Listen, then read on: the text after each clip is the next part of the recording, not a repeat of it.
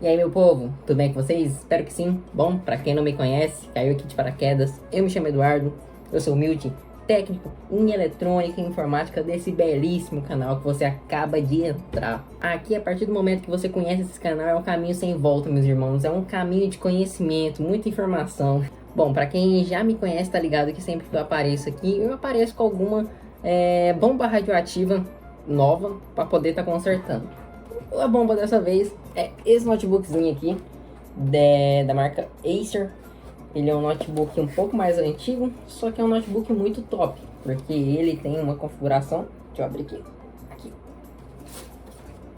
Ele tem uma configuração, ele tem o i7 de quinta geração com uma placa de vídeo dedicada. Então é um notebookzinho top que vale a pena tentar um reparo. Só que ele tem uma parte um pouco intrigante.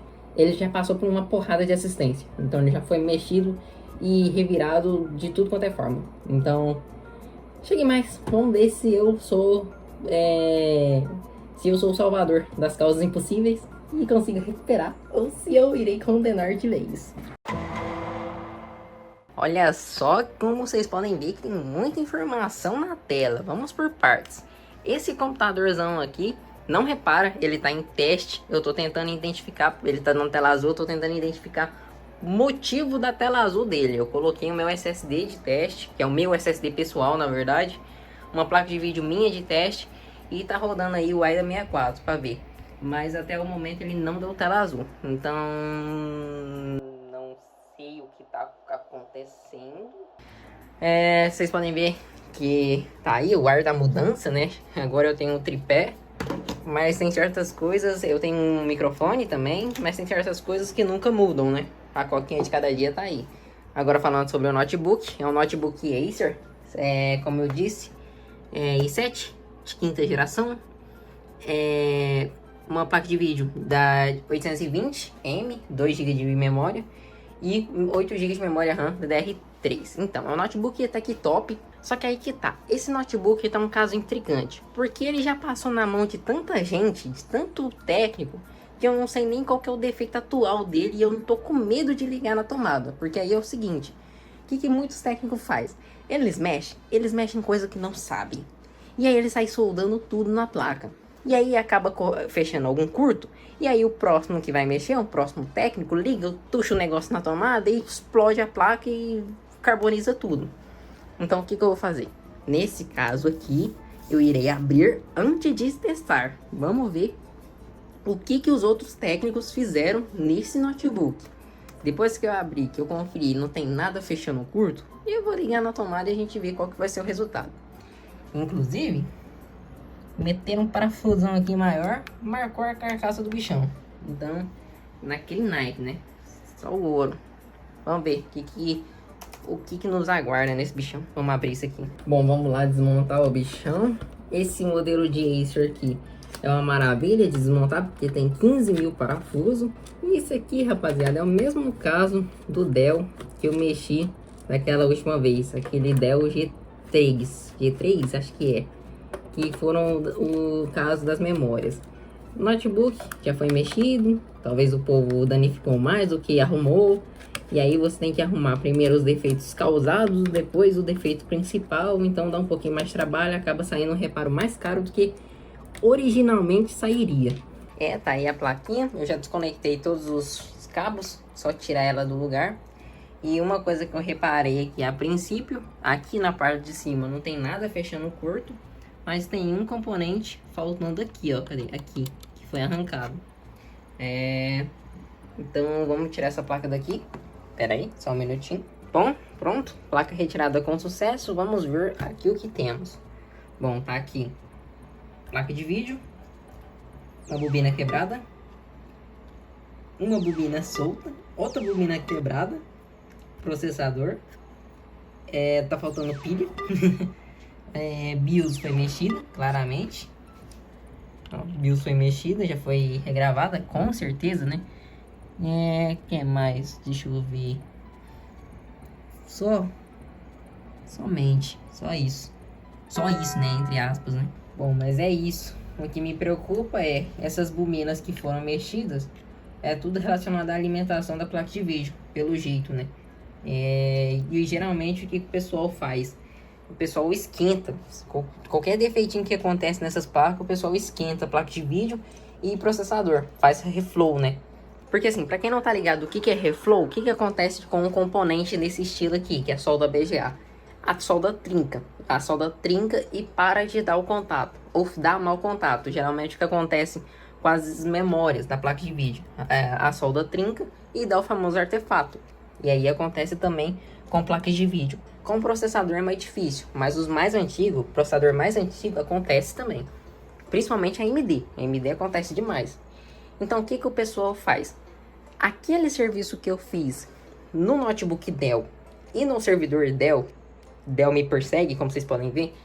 Aquele serviço do notebook Dell foi, no caso, o rebalem. Eu tirei a memória, recoloquei as esferas e soldei novamente. E o que eu fiz no notebook, no servidor, eu troquei o chip. O reflow, basicamente, você esquenta. Você esquenta a esfera para a esfera entrar em fusão e, na teoria, unir de novo. E ela vai, no caso, sumir aquela trinca. Porque ela vai entrar em fusão e vai juntar tudo de novo. Só que isso é um defeito, é uma forma de conserto prejudicial. Porque o defeito vai voltar e você provavelmente vai danificar o componente que você está fazendo isso. Tem que ser um caso bem controlado para você fazer um reflow e um caso bem específico para dar certo e não voltar nunca mais. Vale ressaltar uma coisa, o procedimento de rebalem atualmente em placa de vídeo processador está praticamente extinto, por alguns motivos. Vamos lá. Primeiro causador de trinca na solda é a temperatura. Basicamente, antigamente a gente tinha placas de vídeo que esquentavam muito. Por exemplo, tem a R9 390 que a placa de vídeo em 2 segundos ligada ela está torrando o seu dedo. Então essa oscilação de temperatura muito alta, basicamente quando o material está frio ele encolhe, quando o material está quente ele dilata. Então essa oscilação acaba alterando a composição da solda e causando a trinca. E a dissipação de algumas placas antigamente não era tão boa igual é atualmente. Aí você me fala, ah, Eduardo, mas a minha 3090, ela esquenta muito, então tem risco de causar trinca na solda? Cara, não, pelo seguinte motivo. A solda que usa na sua 3090, além de ser uma solda com uma composição diferente, é uma solda muito nova. Para uma solda chegar a trincar, é muito tempo de uso em uma temperatura muito alta. Então é muito difícil. A não ser que você pega a sua 3090, que pesa 2 kg, coloca no seu gabinete sem suporte. Aí você tá pedindo para dar merda, né? E agora falando sobre processador de notebook, principalmente, não dá rebalem pelo seguinte motivo. Você esquentou um processador, ele vai morrer. Não tem outra opção. Você esquentou um processador a partir de 100 graus, ele vai morrer a qualquer momento. Então não é viável fazer mais. E tem aquela questão também que ele não esquenta tanto.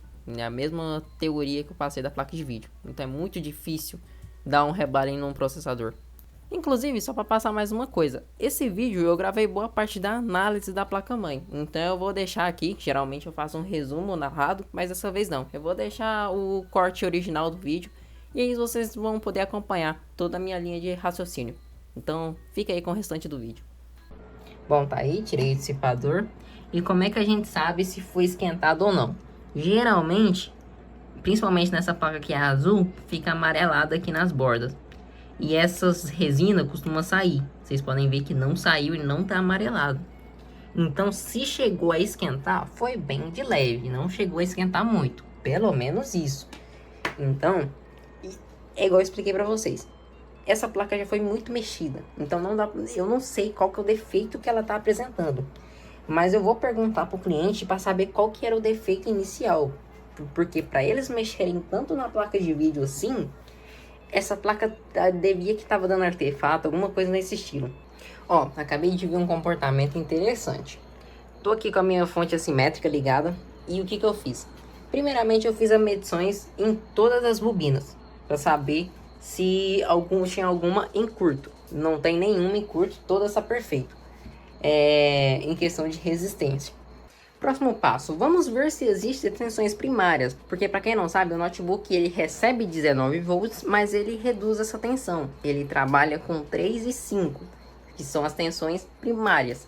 Injetou 19 volts, ele vai converter 19 volts para 3 e 5, e a partir de 3 e 5 ele vai diminuindo essa tensão. Que aí é 1 volt para PCH, 1 volt para placa de vídeo, 1.8 e assim vai em diante.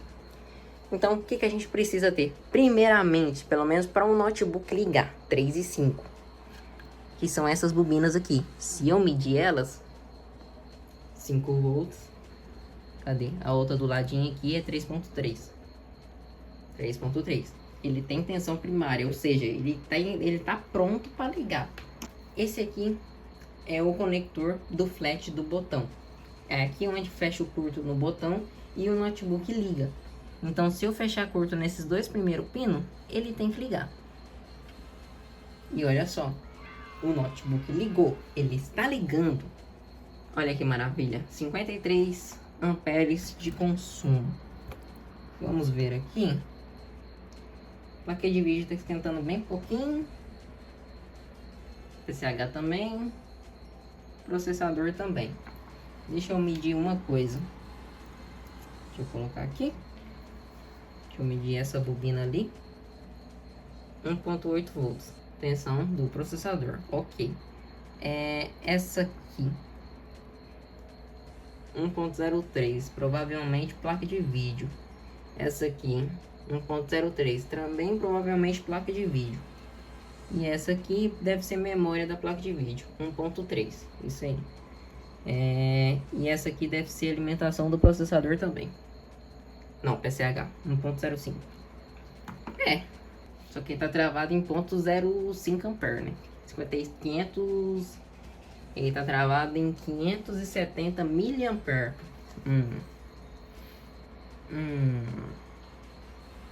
Eu acho que ele não...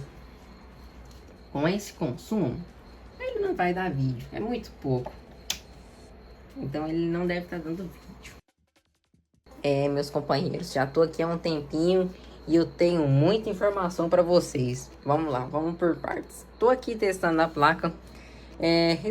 Eu tava com a suspeita na BIOS, algum arquivo de BIOS zoado. E aí beleza, vou ver se tem comunicação com o osciloscópio. Posso até medir aqui com vocês agora. Basicamente, se eu colocar a ponteira do meu osciloscópio aqui nesse pino 1, é o pino 1 da BIOS, já tá conectado ali. É o seguinte, tá vendo aquela linha? Então, aquela linha, ela tem que ter umas ondulações, que significa que a BIOS está tendo comunicação. Significa que o PCH barra processador está conversando com a BIOS. Então, quando eu clico no botão Power, calma aí que é meio difícil fazer tudo isso com uma mão só.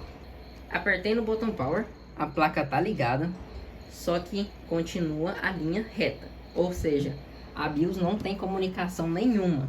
Então, se a BIOS não tem comunicação, é óbvio que a placa não vai funcionar. É claro, tá sem memória no momento. Realmente, sem memória, a placa não vai funcionar. Mas eu testei com memória também. Eu testei uma memória de cada do cliente, mais uma minha. Então, que eu vou fazer? Vou fazer a regravação da BIOS. Mas não é só isso. Tem mais uma coisinha aqui. Tem mais caroço nesse ângulo. Vamos lá. Essa placa, ela tá com as bobinas da placa de vídeo, que alimentam a placa de vídeo, esquentando. Até aí já é um motivo para você levantar um pouco o olho para a placa de vídeo. E esse notebook, pelo que eu pesquisei, ele já tem uma certa má fama com a placa de vídeo, dá problema. Ele tá com esses resistor mexido. O que esse resistor significa? Esse resistor é basicamente o resistor que fala para a placa se ela tem placa de vídeo dedicada ou não. Se tem um resistor, assim, através daqueles resistores a placa vai identificar, opa, tem vídeo integrado, opa, não tem, então uso do processador. É através daquele resistor que ela faz essa configuração. Do jeito que está ali, a placa está configurada para ela funcionar sem o vídeo dedicado, sem a placa de vídeo. A placa de vídeo tá desabilitada. Então, provavelmente a última pessoa que mexeu já estava suspeitando da placa de vídeo. E pelo caminho que eu tô, também tô suspeitando dela. No final das contas, o que a gente talvez vai ter que fazer? Tirar essa placa de vídeo daí.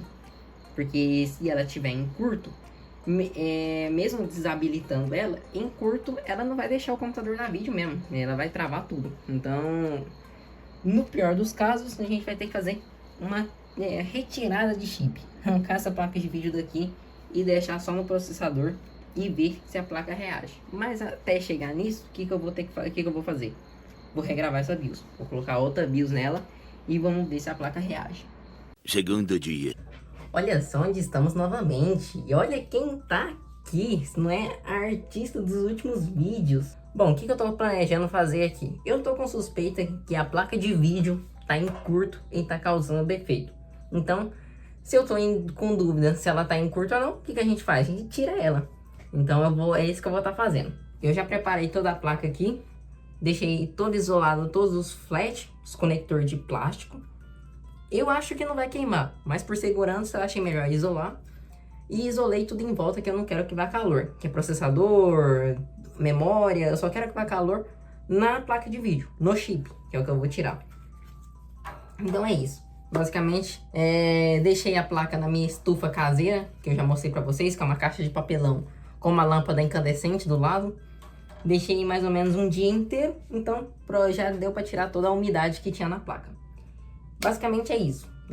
Se vocês devem estar se perguntando, Eduardo, se você fizer tudo isso e o defeito permanecer o mesmo, não for a placa de vídeo o defeito, na verdade, o que você vai fazer? Simples. Eu peço o stencil, né, que é o molde, e refaço a solda. Coloco as esferas de novo, eu tenho as esferas, e eu soldo novamente o chip. Mas provavelmente, se eu tirar esse chip e a placa continuar com o mesmo defeito, provavelmente vai ser PCH morto, pelo sintoma que ela está apresentando. Então, se eu tirar esse chip e a placa continuar do mesmo jeito, tchau e benção.